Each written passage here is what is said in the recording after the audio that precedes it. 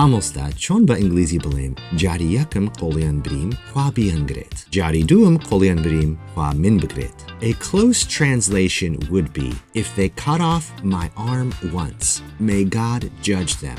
If they cut off my arm twice, may God judge me. However, instead of using this direct translation, you should use the American proverb, fool me once, shame on you. Fool me twice, shame on me.